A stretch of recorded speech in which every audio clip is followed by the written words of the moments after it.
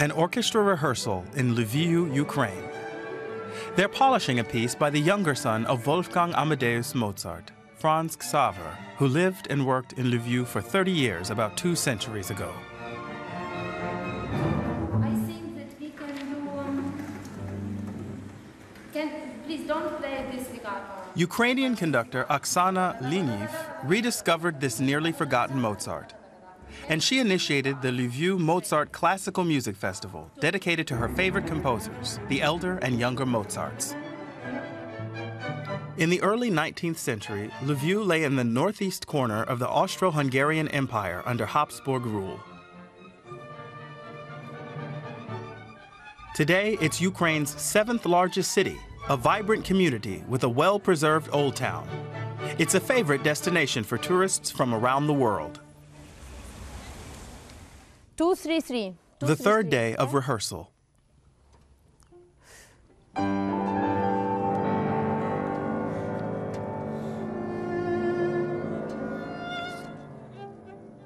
Beethoven's Triple Concerto, played by 3 soloists, along with musicians from 2 youth orchestras, Germany's Bundesjugend Orchester and the Academic Youth Symphony Orchestra, based in Lviv.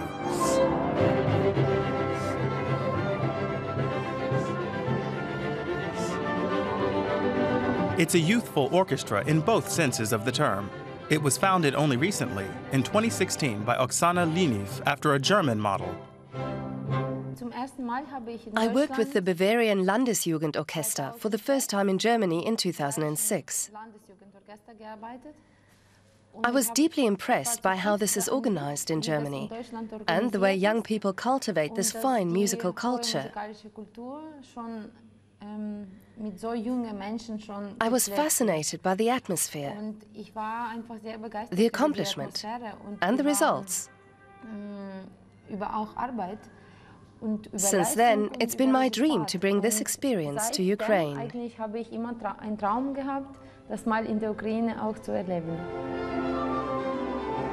The young musicians only have 4 days to rehearse. They have to have the program ready to go for the festival's closing concert. Personally, I could do with some more rehearsal days. It's an unbelievably large program for such a short time, and we don't have it down that well yet.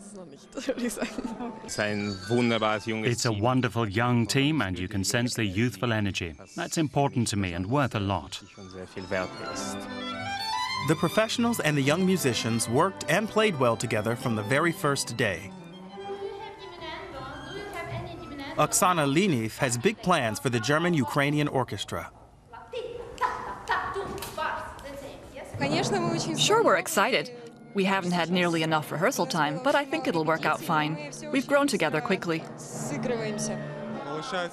It works wonderfly. The German orchestra has fantastic musicians, and we quickly found a common language. The German musicians help us a lot, and that's important. Oksana Lviniv's full of energy. She's very active and productive. It's colossal how much she's accomplished in such a short time. We'll be performing with the German orchestra for the first time the day after tomorrow. That'll be our debut and the beginning of a journey for us. An outing to the Carpathian Mountains was planned, but the German musicians have barely had time to see the town. The rehearsals have top priority. It's gone a lot smoother than I thought it would. Instructions are given in Ukrainian and German and English, but everybody still finds where they have to come in. And if someone doesn't understand, a neighbor will help them out. The rehearsal was intense, but lots of fun. She knows what she wants and she has clear ideas. It's great with the others too. We've just met, but it's working out very well. Some of the Ukrainians don't speak English very well, but then others speak German. With the people I've had contact with so far, it's worked fine. We communicate one way or the other, and they're very open and obliging. It's fun to talk with them.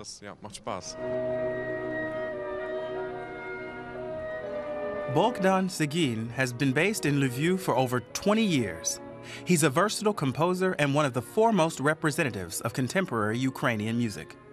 He's written chamber music and pieces for orchestra and chorus. One of his primary sources of inspiration is Lviv itself. The city has a rich musical heritage, which is carried on by street musicians from all over the world. There's a creative atmosphere in Lviv. It has many different musical influences and traditions. Lots of great musicians and a rich musical history.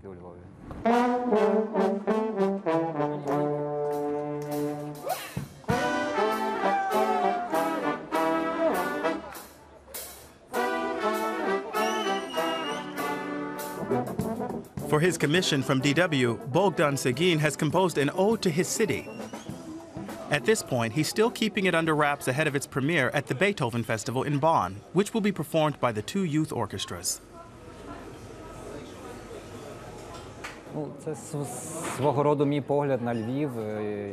My composition embodies my view of Lviv.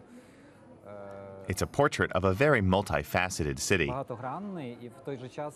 And I made use of something very characteristic of it, the street musicians. 100 years ago, for instance, when Lviv was part of Poland, Batir music was very popular.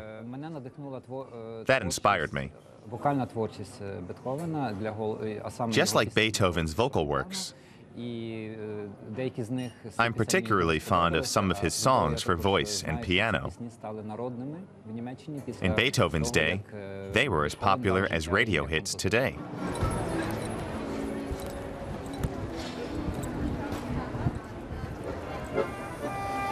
The Lviv Mozart Festival is not limited to classical music. A concert is held on the city's historical market square. It's a musical encounter of two worlds. Even with all the pressure ahead of the closing concerts, Oksana Linev won't miss it.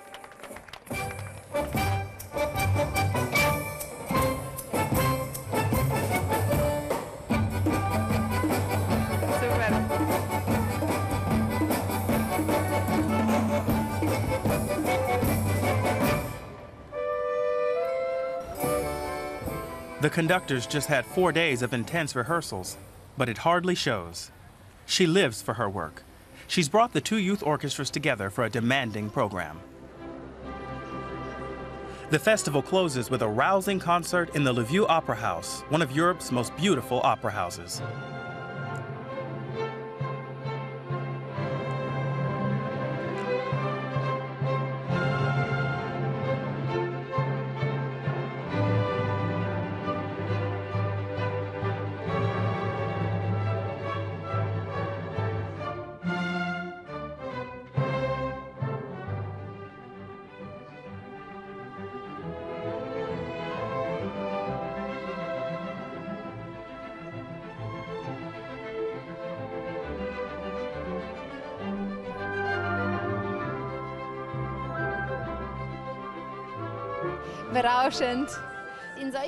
It was thrilling. At moments like these, you're rewarded for all your work, and lots more. That's the thing, the more you give, the more comes back. That's how so much energy came out. We were all super charged up even before the concert. It felt like the very air was electrified. The concert's a huge success. Tomorrow, the orchestra will perform in the capital Kiev before leaving for Bonn to debut Bogdan Seguin's composition. Yes, I'm anxious about the premiere in Bonn. I feel like an actor with stage fright.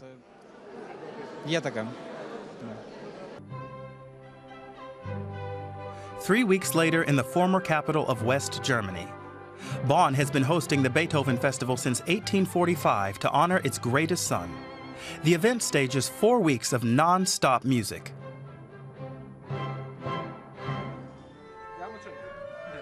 Bogdan Seguin and Oksana Linev have been rehearsing the new piece for 4 days with the two youth orchestras and 7 young accordion players. I was really nervous, but only in the first rehearsal. After that, I knew it would work out. I realized that Oksana had everything under control. It was working great, and the musicians had been steadily improving. I'm very satisfied with the result. The conductor also appears satisfied, and she's already making plans for the future. I'd like to conduct the piece in Lviv sometime too. We ought to write a second part for it, maybe a tango. Then we'd have a little 20-minute cycle. The moment for the premiere has come. The accordion players take on the role of street musicians, until gradually their notes merge with those of the orchestra.